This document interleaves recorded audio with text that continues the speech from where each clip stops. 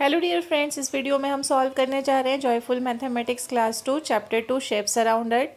Question is look at the picture and observe different musical instrument. First, circle the musical instrument that are similar in shape to a drum. जो drum के shape में आपको उस पर circle बनाना है। Second, tick right the musical instrument that are similar in shape to a मटका। जो मटके के शेप का इंस्ट्रूमेंट है आपको उस पर राइट करना है।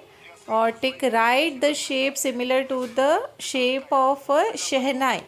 आपको राइट टिक करना है शहनाई के शेप पर, जहाँ पे शहनाई दिखाई दे रही है वहाँ पे भी आपको एक टिक करना है। And question number 4, how is the shape of harmonium different from the shape of a drum.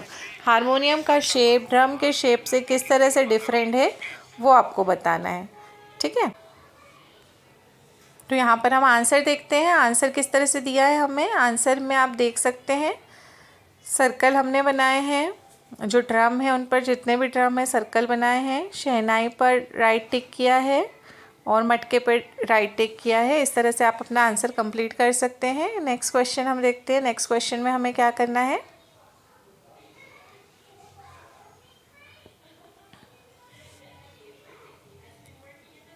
Question B, have you seen or played any of the musical instrument? Share your experience with your classmate. क्या आपने कोई musical instrument.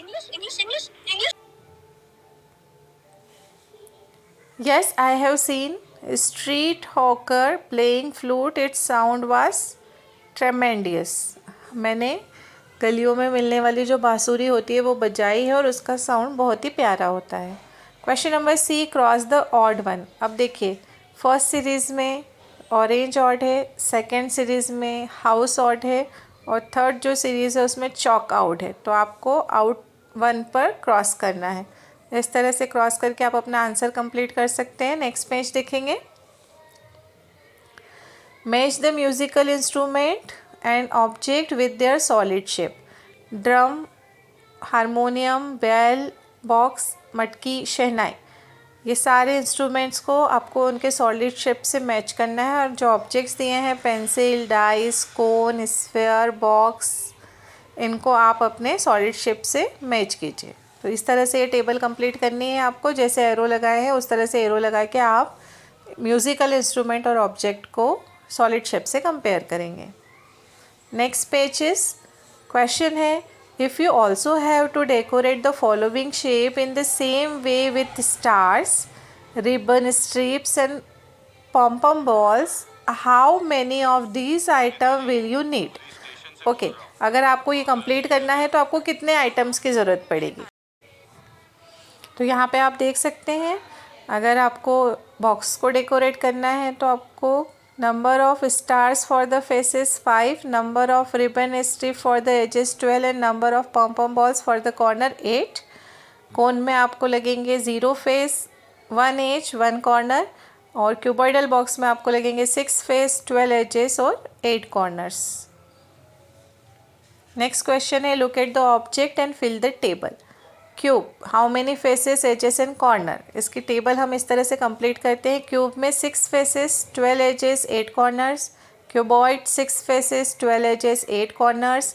Cone 2 faces, 0 edges, 1 corner. Cylinder 3 faces, 2 edges, 0 corner. Sphere 1 face, 0 edges, 0 corner. Cuboid 6, 12, 8। Cone 2, 0, 1 and cylinder 3, 2, 0। इस तरह से आपको सारे faces, edges और corner याद होना चाहिए, क्यूब, क्यूबॉइड, कोन, सिलेंडर और स्फीयर का।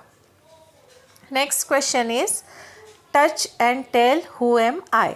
Collect different object with variation in faces, corners and edges. Blindfold the children and ask them to pick an object as per the detail given below. For example, a child may ask to take out an object with one corner. Similarly, continue with other object. आपको बहुत सारे object लेने हैं और उनको identify करना है। Suppose आपके हाथ में कोई क्यूब जैसी चीज़ आती है तो उसमें 6 फेसेस होंगे, 12 एजेस, 8 कॉर्नर्स। क्यूबॉइड जैसी कोई चीज़ आती है 6, 12, 8। कोन शेप का कोई ऑब्जेक्ट है तो 2, 0, 1। और स्फेयर शेप का कोई ऑब्जेक्ट है तो आप फेसेस में लिखेंगे 1, एजेस 0, कॉर्नर्स 0।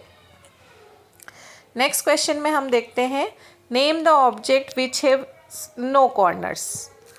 नो कॉर्नर्स में हम ले सकते हैं बॉल, ऑरेंज, मार्बल। 1 कॉर्नर में ice cream cone, carrot and birthday cake. 3 corners में आप ले सकते हैं triangle, samosa and pizza slice.